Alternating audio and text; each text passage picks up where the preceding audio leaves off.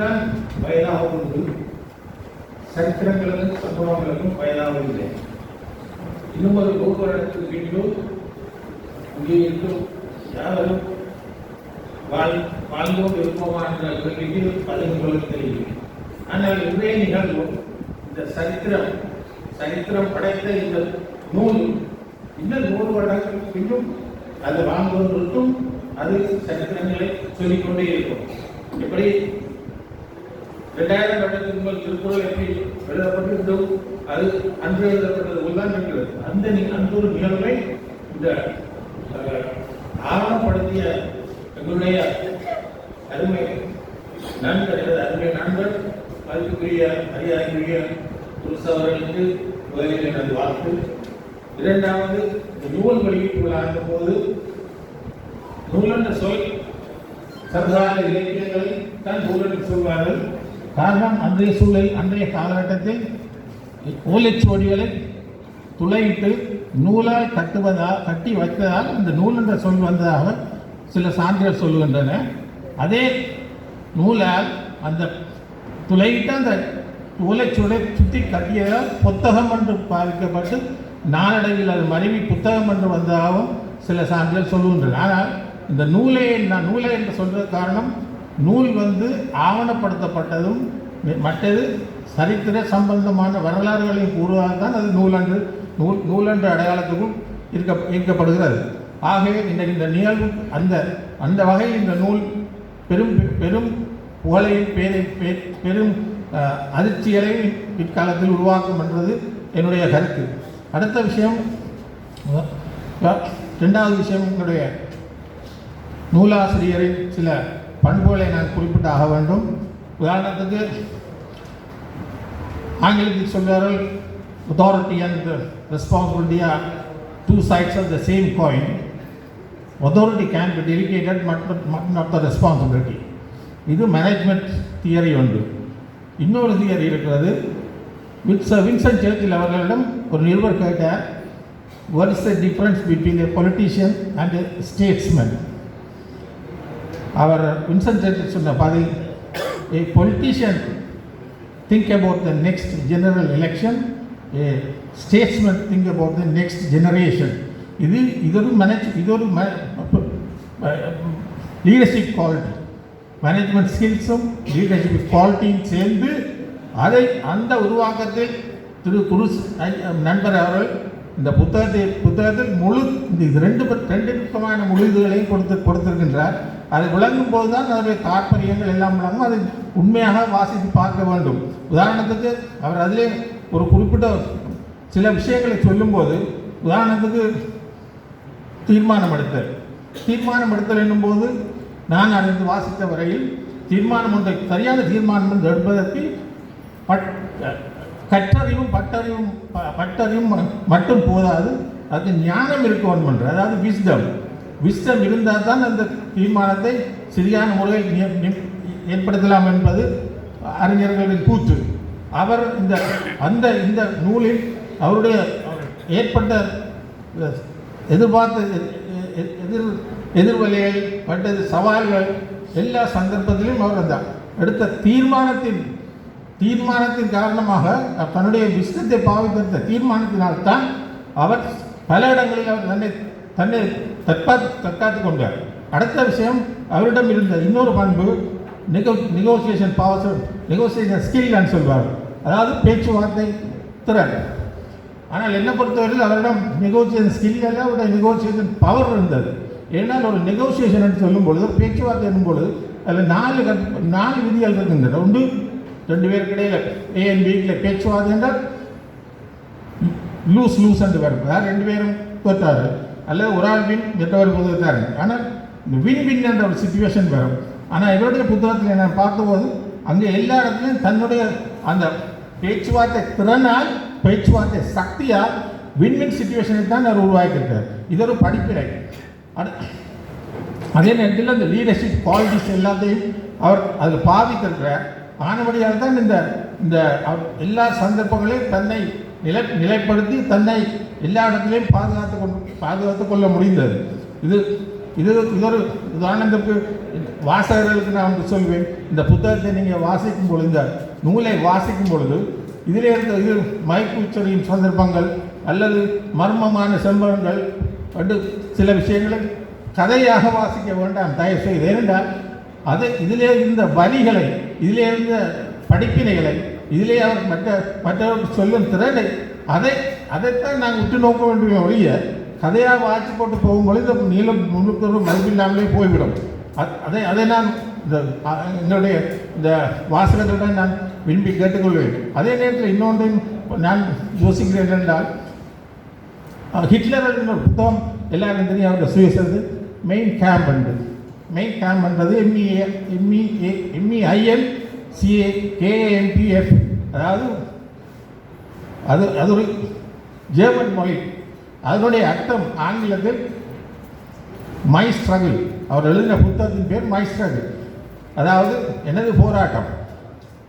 நான் அன்றைக்கு இந்த புத்தகத்தை வாசிக்கும் பொழுது எனக்கு யோசனை வந்தது, இது இவர புத்தகத்துக்கும் மை ஸ்ட்ரகிள்ன்றே சொல்லியிருக்கலாம் போல இருந்துட்டு எனக்கு ஒரு எண்ணம் வந்தது. அப்படியான ஒரு நிலையில் இந்த புத்தகம் இந்த நூலை அவர் எழுதியிருக்கிறார். அதே நேரத்தில் இவரிடமிருந்து நான் சில பண்புகளை நான் அவதானித்த பொழுது, அவர் தன்னுடைய திறமைகளுக்கு அப்பால், உதாரணத்துக்கு ஒரு ஔவையாரின் பாடல் இருந்தது, சித்திரமும் கைப்பழக்கம், செந்தமிழ் நாப்பழக்கம், வைத்ததொரு கல்வி மனப்பழக்கம், நித்தம் நடையின் நடைப்பழக்கம், கொடையும் தயவும் நட்பும் பிறவி குணம் என்று இருக்குது. அந்த பிறவி குணத்தை ஔவையார் சொல்லும் போது, அந்த பிறவி குணம் என்னென்றால் ஆங்கிலத்தில் ட்ரைட் என்று சொல்வார்கள்.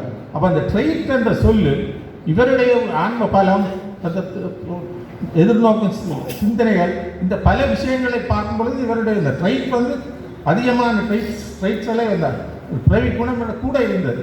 அதனால்தான் நான் நினைக்கிறேன் இவர் இந்த எந்த இடத்திலையும் தன்னுடைய நோக்கங்களை நிறைவேற்றினார். அதே நேரத்தில் இந்த 2வது வாரத்தில் வருகிற அந்த அபிவிருத்தி திட்டங்கள் அதெல்லாம் நினைத்து பார்க்க முடியாத அளவுக்கு அந்த சாதனைகளை அவரது தலைமையில் மற்றவர்கள் செய்திருக்கிறார்கள். அந்த அளவுக்கு அந்த எண்ணப்பாடும் அவருடைய கருத்துகளும் அது கொண்டு அப்படியே இருக்கிறது. ஆகவே அவருடைய இந்த நேரங்கரை நான் சுருக்கமாக முடித்துக் கொள்கிறேன். நான் ஒரு கண்ணதாசனுடைய ஒரு கவிதையை வாசிக்க விரும்புகிறேன். ஒரு 10 வரி வரும். அந்த கவிதையை நான் வாசிப்பதற்கு 2 காரணங்கள் இருக்கின்றன. அதை வாசித்தவுடன் சொல்லுகின்றேன், அதுக்கு ஒரு தலைப்பையும் சொல்லுகின்றேன். ஏன்னா இந்த கவிதையை திரு டூல்ஸ் அவர்களே வாசிக்கிற மாதிரியே நான் இந்த கவிதையை வாசிக்க கேட்கலாம். நீங்கள் இதில் 2 வரிகள் நான் இந்த நூலை வைத்து நான் அதற்கு சேர்த்திருக்கிறேன். பிறப்பின் வருவது யாதனை கேட்டேன், பிறந்து பாருன்னு இறைவன் படித்தான். படிப்பென சொல்வது யாதனை கேட்டேன், படித்து பாருன்னு இறைவன் படித்தான். அறிவென சொல்வது யாதனை கேட்டேன், அறிந்து பாருன்னு இறைவன் படித்தான். அன்பெனப்படுவது என்னென்ன கேட்டேன், அழித்து பாருன்னு இறைவன் படித்தான். பாசம் என்பது யாதனை கேட்டேன், பகிர்ந்து பாருன்னு இறைவன் படித்தான். மனையால் சுகமெனில் யாதனை கேட்டேன், மணந்து பாருன்னு இறைவன் படித்தான். பிள்ளை என்பது யாதனை கேட்டேன், பெற்றுப்பாருன்னு இறைவன் படைத்தான். முதுமை என்பது யாதனை கேட்டேன், முதிர்ந்து பாருன்னு இறைவன் பணித்தான். வறுமை என்பது என்னென்ன கேட்டேன், வாடிப்பாருன்னு இறைவன் படைத்தான். இந்த அடுத்த 2 வரியும் நான் இதில் சேர்த்து கொண்டது. போர்ச்சூழலில் உயிரின் மதிப்பு என்னவென கேட்டேன், பொது சேவை செய்து பாருன்னு இறைவன் படைத்தான். அடுத்தது அவர் கண்ணதாசன் வரி. இறப்பின் பின்னது ஏதென கேட்டேன், இறந்து பாருன்னு இறைவன் படைத்தான்.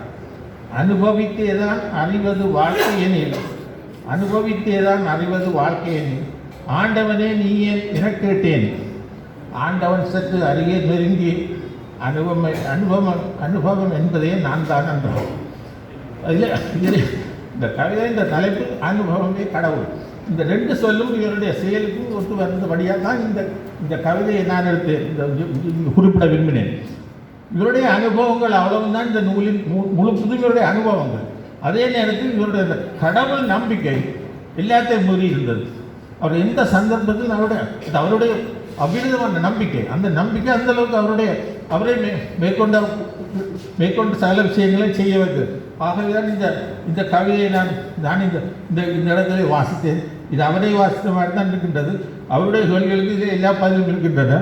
இது அடுத்ததாக நான் பல விஷயங்களை நினைத்து கொண்டு வந்தேன். ஆனால் நேரம் போதாது என்றால் அறிஞர் பெர்னார்ட் ஷாவுக்கு அவர் கடிதங்கள் எழுதும் பொழுது எல்லாம் திருத்தி தேவையில்லாத சொற்களை அகற்றி திறமான ஒரு கடிதத்தை எழுதுவார். ஒரு முறை அவர் ஒரு நாடக கம்பெனிக்கு கடிதம் எழுதும் பொழுது கடிதத்தை எழுதிவிட்டு கீழ்குறிப்பை போட்டார்.